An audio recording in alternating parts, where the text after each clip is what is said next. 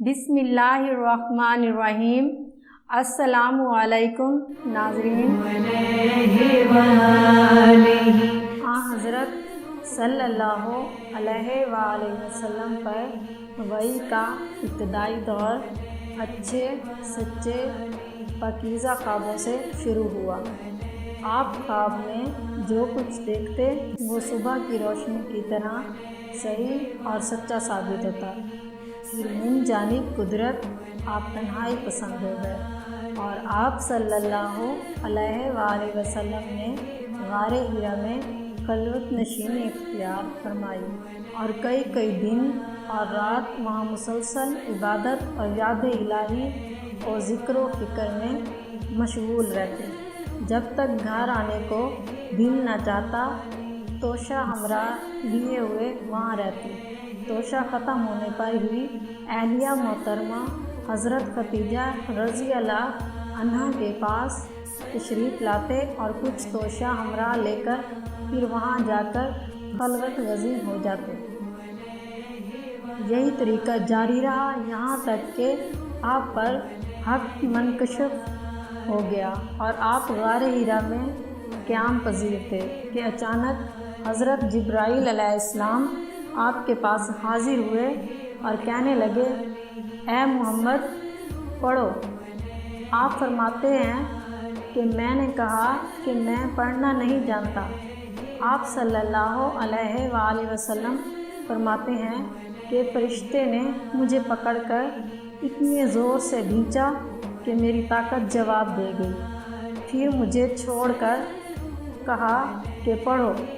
मैंने फिर भी जवाब दिया, मैं पढ़ा हुआ नहीं हूँ। इस फरिश्ते ने मुझको निहायत ही ज़ोर से खींचा कि मुझको सख्त तकलीफ़ महसूस हुई। फिर इसने कहा कि पढ़। मैंने कहा मैं पढ़ा हुआ नहीं हूँ।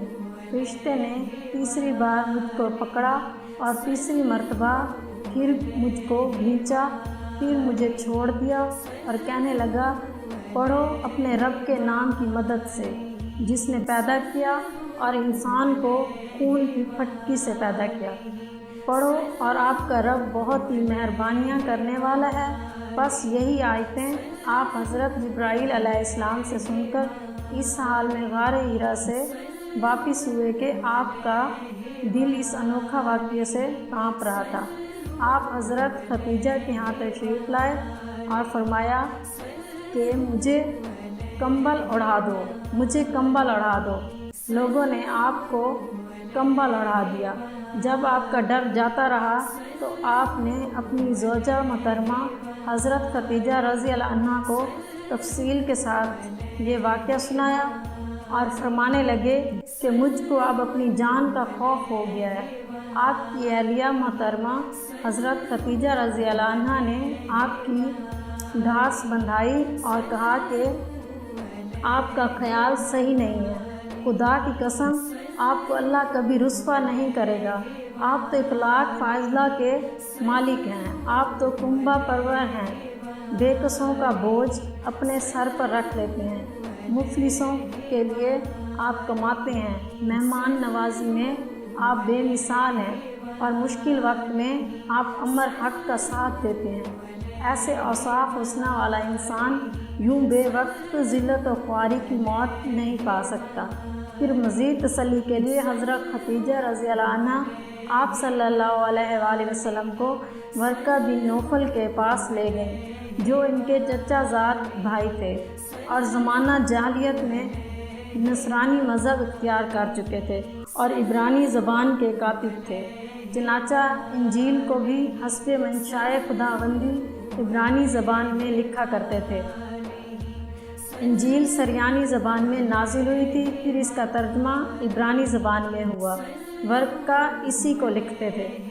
वो बहुत बूढ़े हो गए थे, यहाँ तक कि इनकी बनाई भी रुखसत हो चुकी थी।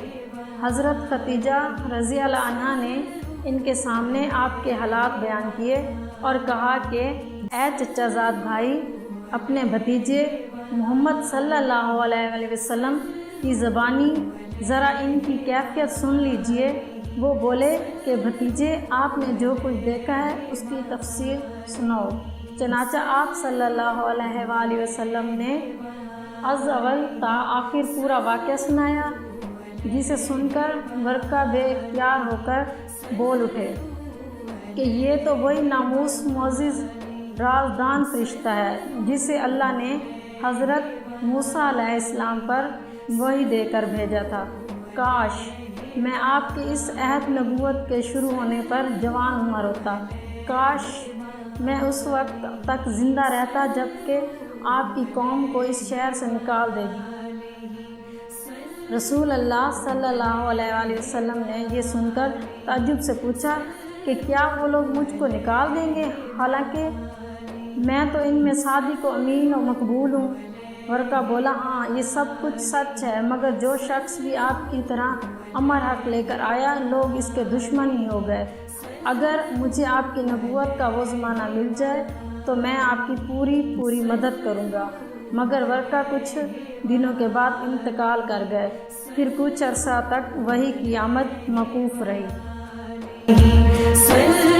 صحیح بخاری حدیث نمبر 3۔